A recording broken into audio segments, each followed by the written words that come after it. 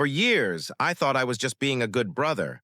I paid part of my sister Cassandra's mortgage every month, over $1,500, without missing a payment. I watched her kids whenever she needed help. I rearranged my life around her emergencies. I told myself this was what family did, then I got engaged. And suddenly everything I'd done for her was rewritten as something I owed.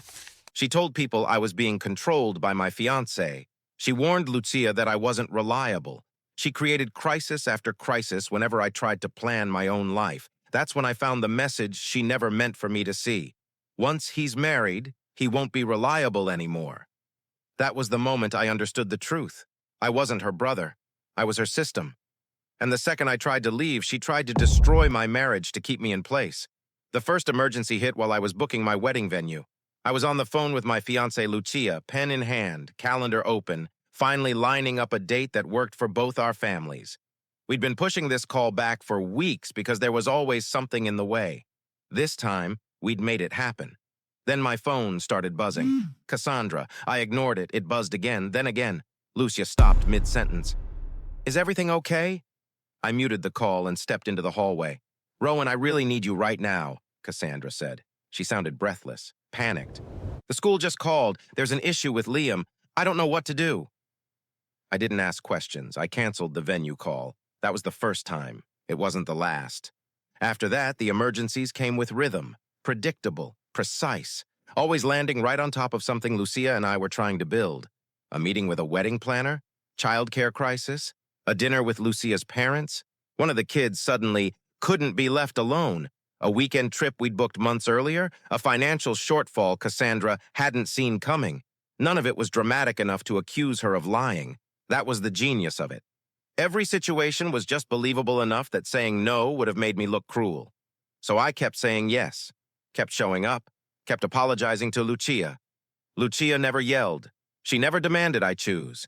She just started asking questions. Why do these things only happen when we have plans? Why can't anyone else help? Why does it always have to be you? I didn't have answers. I told myself this was just what single parents dealt with, that Cassandra was overwhelmed, that I was being a good brother. But something felt off. The emergencies never happened on random days, never during my downtime, never when I was free, only when my attention was elsewhere. Cassandra stopped asking directly after a while. She didn't need to. She'd sigh instead, mention how tired she was, how much the kids missed me, how expensive everything had become lately, and every time I hesitated, she'd say the same thing. I know you're busy. I just don't know who else to turn to. That line worked every time, until the night it didn't. I was at her place, helping put the kids to bed after yet another last-minute call. Cassandra was in the kitchen, her tablet on the counter. I was walking past when the screen lit up. A voice note preview auto-played. Not to me. Once he's married, he won't be reliable anymore. The tone wasn't emotional. It wasn't angry. It was strategic. I stopped walking. That sentence explained everything, the timing, the guilt, the pressure. Marriage wasn't a celebration to her, it was a threat. Because once I married Lucia, I wouldn't just be less available. I'd stop being her emergency solution, her free childcare, her financial backup, her quiet safety net. And the moment I stopped being reliable, she wasn't planning to adapt. She was planning to rewrite the story. That's when I realized the emergencies weren't chaos. They were conditioning. And if I didn't leave carefully, she wasn't just going to lose control, she was going to make sure I paid for taking it back. I didn't confront Cassandra after hearing that message. I did what I'd been trained to do for years. I stayed useful. I kept answering calls. I kept showing up. I kept paying the mortgage like nothing had changed. On the surface, I was still the reliable brother she depended on. Underneath, I started paying attention. The first sign came from my aunt. She called me one afternoon, her tone careful in a way that immediately put me on edge. I just wanted to check in, she said. Your sister's been worried about you. Worried about me. That was new. She said you've been under a lot of pressure lately, my aunt continued. That maybe you're rushing into things, with the wedding. I asked what she meant. There was a pause. Then, she didn't say anything bad, just that you've changed, that you're distracted, that she's scared you're taking on more than you can handle. It was subtle. almost kind, almost. A few days later, my cousin asked if everything was okay between me and Lucia. A coworker joked that marriage was a big step for someone who already has a lot on his plate. Even my mother asked if I was sure I wasn't being pressured into settling down too fast. Different people, same language. That's when I realized Cassandra wasn't venting. She was framing. She never accused me of anything outright. She didn't need to. She told a softer story, one where she was the concerned sister, and I was the overwhelmed brother being pulled into a life he wasn't ready for. And every version of that story had one quiet villain, Lucia. I saw the proof a week later. Lucia showed me the messages. They were polite, thoughtful, carefully worded. Cassandra had reached out woman to woman, saying she just wanted to make sure Lucia understood what she was walking into, that I had a tendency to overcommit, that I struggled with boundaries, that I sometimes promised more than I could deliver. She said she wasn't trying to interfere, Lucia told me, scrolling. She said she just didn't want me to get hurt. The irony almost made me laugh. Almost. Because while Cassandra was telling everyone else I was being controlled, she was telling Lucia I was unreliable. She was attacking us from both sides, shaping two different narratives that led to the same conclusion. This marriage was a mistake. Lucia didn't panic. She didn't accuse. She just asked one question that cut straight through the noise. Does she know how much money you give her every month? I shook my head. She didn't mention it, Lucia said, but she mentioned everything else. That's when I understood the next move. Cassandra wasn't trying to stop the wedding by force. She was trying to poison the ground so that when things fell apart, it wouldn't look like her fault. And if I didn't interrupt that story soon, I wasn't just going to lose control of my time. I was going to lose control of who people believed I was. Once I knew Cassandra was talking, I couldn't stop hearing it. Not her voice, the echo of it. The same phrases started coming back to me from different people, slightly reworded but unmistakably sourced from the same place. He's overwhelmed. He doesn't know how to say no. He takes on too much. All true facts, rearranged into a story that made me look unstable. What scared me wasn't the gossip. It was how reasonable it sounded. Cassandra wasn't painting me as a villain. She was painting me as a liability, someone well-meaning but unreliable, the kind of person other adults needed to manage for his own good. And slowly I realized something worse. She'd been doing this for years. I started replaying moments I'd dismissed as normal, times she'd corrected me in front of others, jokes she'd made about how I'd forget my own head if she didn't remind me, the way she'd speak for me when decisions came up, especially financial ones. I hadn't been offended back then. I'd been trained. The $1,500 mortgage payment wasn't framed as help anymore, not in her version. It was proof that I couldn't manage my own priorities, that I was already stretched thin, that marriage would push me over the edge. She'd turned my generosity into evidence. Lucia noticed the shift before I fully named it. At a family dinner, someone asked her, casually, smiling, if she was ready to handle everything once we got married. Another person joked about how she'd have to compete with Cassandra for my time. They laughed. Lucia didn't. On the drive home, she said something that changed how I saw everything. She talks about you like you're a resource, Lucia said, not a person. That word stuck. Resource, time, money, labor, emotional availability, all things I supplied, all things Cassandra controlled access to. I went back through my bank statements that night, not because I doubted the payments, I knew exactly how much I'd sent, but because I wanted to see how long it had been happening without interruption. Years. No missed months. No pauses. No renegotiations. I realized I'd never once asked her when the payments would stop, because stopping had never been part of the plan. Then I found the message thread that confirmed it. It wasn't dramatic. It wasn't angry. It was logistical. Cassandra was texting a friend about how things would be harder once I got married, how she might need to prepare the kids, how she'd have to set expectations early. Not expectations for herself, for me. That's when it clicked. She didn't see my marriage as a change. She saw it as a problem to manage. And if managing me quietly stopped working, she was already laying the groundwork to manage me publicly. The realization hit all at once. I wasn't losing my sister. I was outgrowing a system that depended on me staying small. And Cassandra wasn't going to let that happen without a fight, because for her, my independence didn't just mean inconvenience. It meant collapse. of her finances, of her authority, of the life she'd quietly built on my back. That was the moment I stopped wondering if she was sabotaging my marriage and started asking how far she was willing to go to keep me exactly where I was. Once I accepted that Cassandra wasn't reacting emotionally, everything made more sense. She was managing risk. I stopped asking myself why she was doing this and started asking how long she'd been preparing for it. That's when I noticed the quiet infrastructure behind her behavior. The systems she'd built so she wouldn't have to ask me directly anymore. The kids' schedules were the first clue.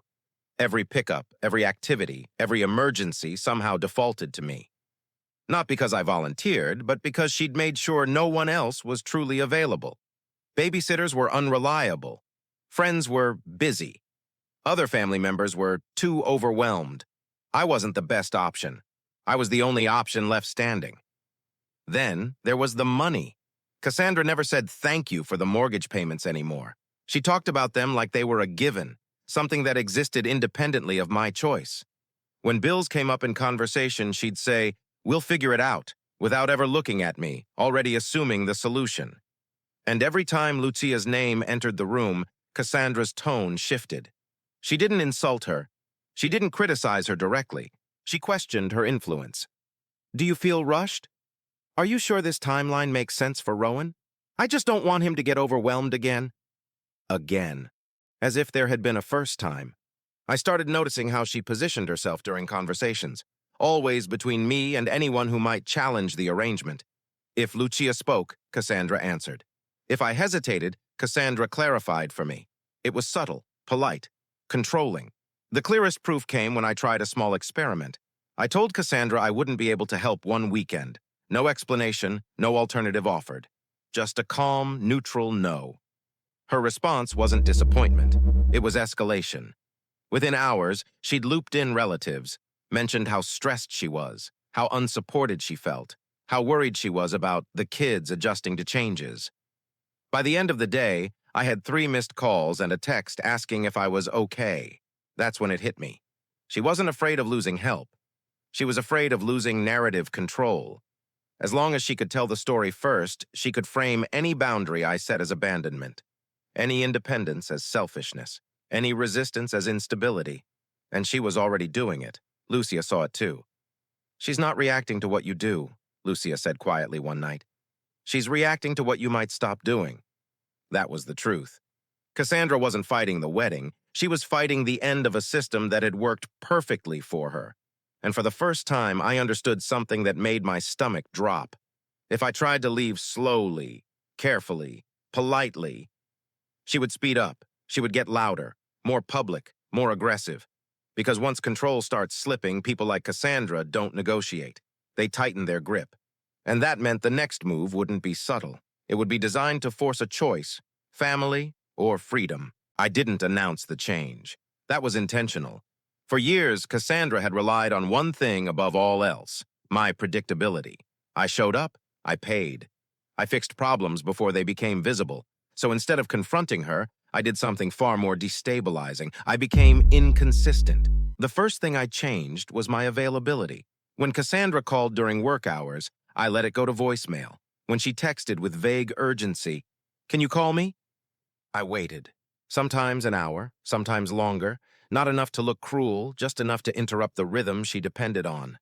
Her tone shifted immediately. Messages that used to be casual turned sharp, short, loaded with implication. "I guess I'll figure it out." "Don't worry, I won't bother you." "I know you have your own life now." Each one was a test. I didn't take the bait. Then I adjusted the money. Not the full cut, not yet. That would have been too obvious, too early. Instead, I delayed one payment by a few days. No explanation, no warning. The reaction was instant. She called twice, then texted, then called again.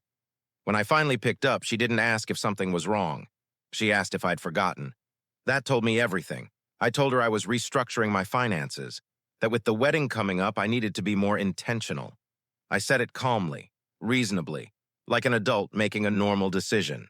She went quiet, not relieved, not understanding, calculating. The next week, the pressure campaign escalated. Relatives checked in again. This time with concern that sounded rehearsed, questions about whether I was okay, whether work had become stressful, whether I was making decisions too fast. Lucia received another message, longer this time, more personal. Cassandra framed it as fear, as love, as desperation. She warned Lucia that once we were married, she might need to step in more often because I tended to shut down when things got hard. Lucia didn't respond. She handed me her phone instead. That was the moment I stopped pretending this could be handled quietly, because Cassandra wasn't reacting to financial pressure. She was reacting to loss of control.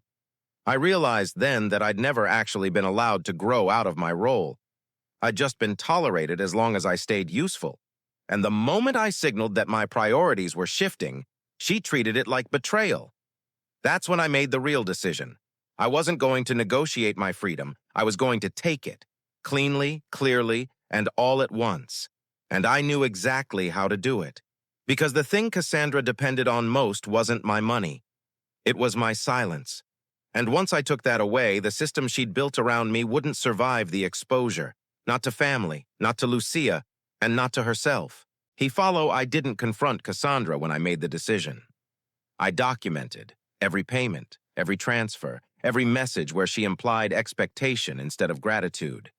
I exported years of bank statements and highlighted the pattern, the consistency, the amount, the fact that nothing about it had ever been temporary except the excuse. Then I did the thing she never believed I would. I stopped the payment.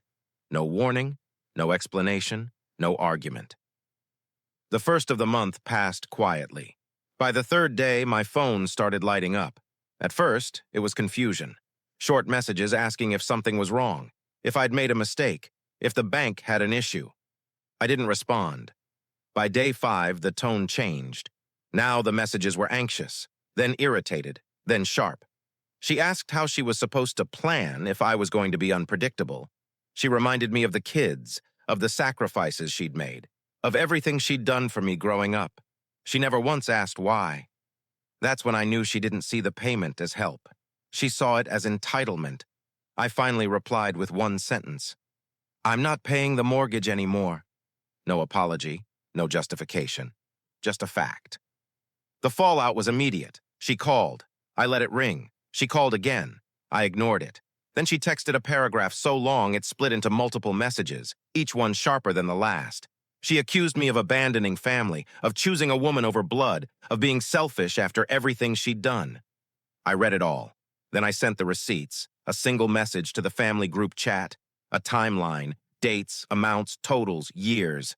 I didn't insult her. I didn't defend myself. I simply explained that I'd been contributing over $1,500 a month for years, that it was never a loan, never an obligation, and that it was ending now so I could build my own household. That was it. The responses didn't come right away. When they did, they weren't directed at me.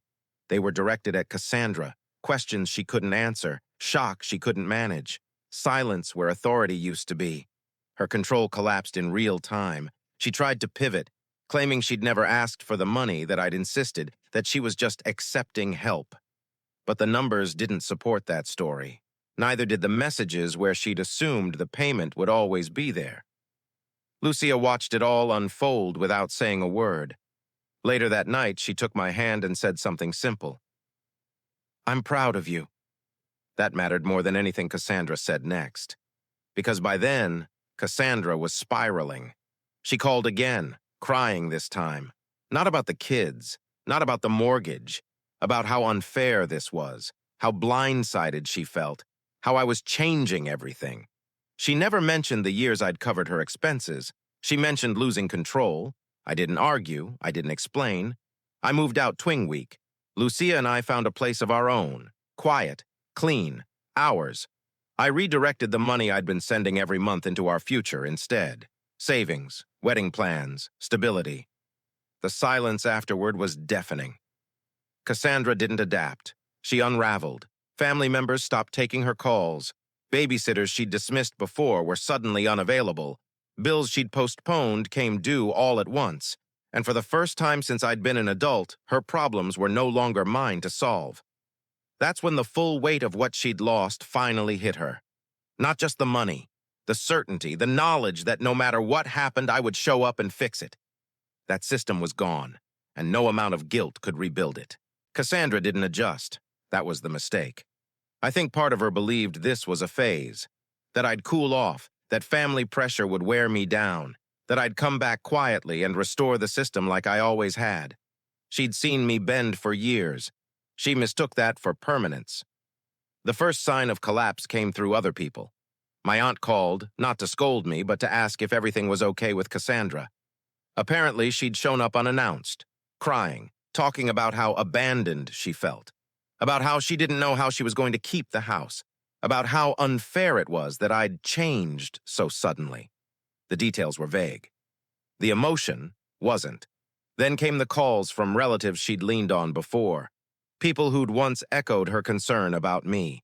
This time, their questions were different. How long was Rowan paying? Did he really cover the mortgage? Why didn't you plan for this? Those weren't sympathetic questions. They were accounting questions. Cassandra started reaching out directly again, cycling through emotions like she was trying passwords. First came anger. She accused me of humiliating her, of making her look irresponsible, of choosing Lucia over my own blood. When that didn't work, she tried nostalgia. She reminded me of childhood memories, of times she'd helped me, of moments where she'd been there when no one else was. She framed my boundaries as betrayal of history. Then came bargaining. She suggested a reduced amount, a temporary pause, a compromise where I'd still help, just less visibly. She said the kids were struggling, that they were asking questions, that she didn't know what to tell them. I told her nothing, because the truth was, she already knew what to tell them, that adults don't get to build their lives on someone else's labor forever. The real break happened when she showed up at my place. No warning, no call. She stood in the parking lot, eyes red, voice tight, talking fast. Not like a sister, but like someone trying to stop a deal from collapsing. "You didn't even talk to me," she said. "You just decided." I looked at her and felt something strange, distance. "I've been talking for years," I said. "You just didn't hear it." That was when she cried. Not the quiet kind, the uncontrolled kind, the kind that comes when someone realizes the rules they've lived by no longer apply. She said she didn't know how to do this alone, that she'd built her life assuming I'd always be there, that everything depended on me. She was right. And that was the problem. I didn't comfort her. I didn't escalate either. I told her I loved her, but I wasn't coming back into that role, that my marriage wasn't negotiable, that my life wasn't a resource anymore. She left without saying goodbye. After that, the smear attempts stopped, not because she'd grown, but because they no longer worked. People had seen the numbers, the timelines, the years of support. Her story had lost credibility, and once credibility is gone, control follows it out the door.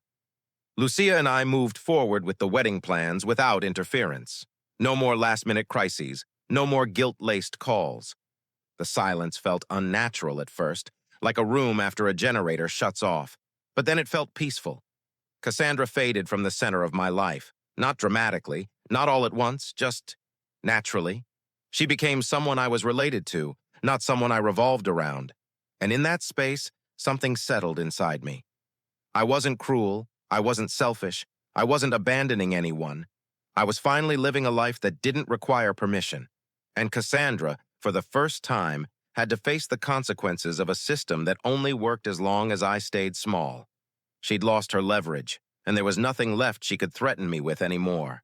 The quiet after Cassandra stopped calling felt unnatural at first. For years, my life had been measured in interruptions. Her emergencies, her expectations, the constant low-level pressure of being needed. When that noise disappeared, it left space I didn't know how to use, so I filled it deliberately. Lucia and I moved forward without hesitation. We didn't rush, but we didn't stall either. We planned the wedding the way it should have been planned from the start, calmly, jointly, without anyone else's crisis dictating the timeline. For the first time, my calendar belonged to us. Financially, the change was immediate. The $1,500 I'd been sending every month didn't vanish. It multiplied. We redirected it into savings, then investments, then a down payment that would have been impossible back when my income was propping up someone else's life. For the first time, my money was building my future instead of maintaining someone else's illusion of stability. I performed better at work too, not because I suddenly worked harder, but because I wasn't exhausted anymore. I stopped leaving early. I stopped taking emergency calls during meetings. Promotions don't always come from ambition. Sometimes they come from availability, and I finally had mine back. Lucia noticed the difference before anyone else. "You're lighter," she said one night, "like you're not bracing for impact anymore."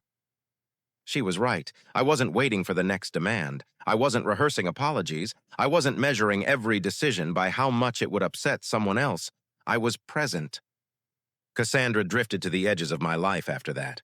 Not cut off, not erased, just reclassified. She reached out occasionally, carefully, without assumptions. Our conversations became brief and neutral, the way they should have been all along. She never apologized, but she stopped expecting. That was enough.